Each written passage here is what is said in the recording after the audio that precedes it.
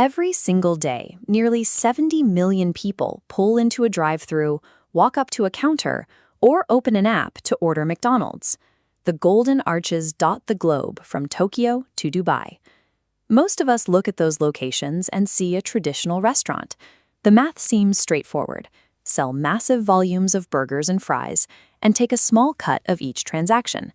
This chart shows a glaring discrepancy.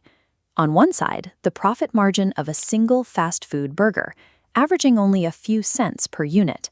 On the other side, a multi-billion-dollar corporate valuation. High-volume food sales alone cannot bridge this gap. The reality is that McDonald's operates a sophisticated, multi-layered financial architecture. It uses the restaurant industry as a highly visible point of entry for a much deeper business model.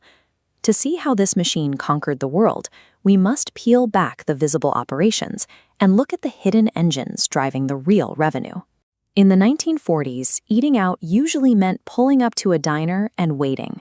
Waitresses balanced heavy trays, menus were sprawling, and kitchens were chaotic. The process was slow and relied entirely on manual coordination. Richard and Maurice McDonald looked at that chaos and decided to strip it down. They approached their kitchen exactly like an industrial factory line. They designed the speedy service system. The menu was slashed to the bare essentials: burgers, fries, and milkshakes. Each worker was assigned a specialized repetitive task. One person grills, one person dresses the bun, one person bags the order. This assembly line made the food fast and cheap. But owning and operating every single one of these physical restaurants required massive upfront capital and constant oversight. Expanding across oceans was impossible under a direct ownership model. The food assembly line was the first essential component, but it was too slow a path for global expansion. The company needed a completely different structure to scale. When Ray Kroc saw the brothers' operation, he identified the efficient system as the primary asset for export. The burger was simply the vehicle for a scalable process. Kroc built the modern franchise model.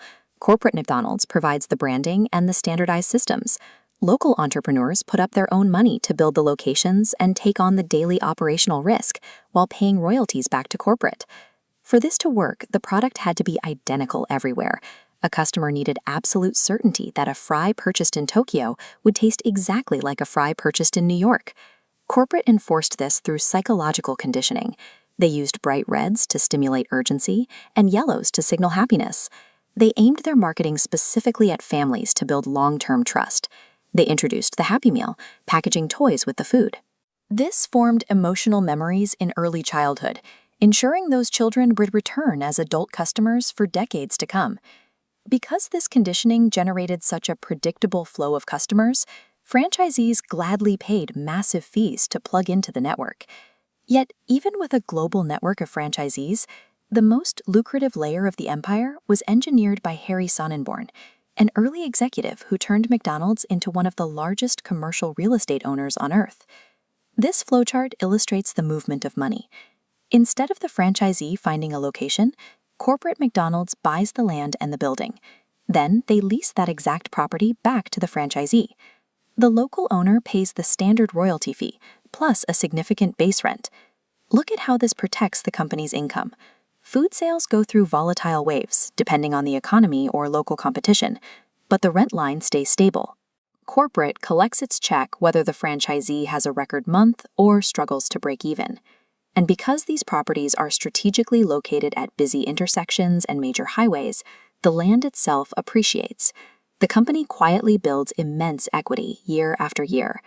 The genius of the model is that it uses thousands of small business owners to subsidize a globally dominant, continuously growing real estate portfolio. This multi-layered architecture acts as a shield.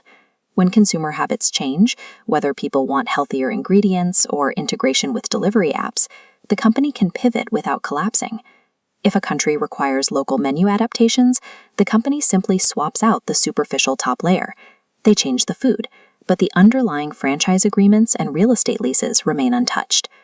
The corporation absorbs decades of shifting trends because its foundational financial mechanics are decoupled from the success of any single menu item. By stacking factory speed, deep psychological trust, and global land ownership, McDonald's created a structure that thrives regardless of what it serves. It demonstrates a core reality of modern business. The most successful organizations prioritize a ruthless, predictable system over the product itself.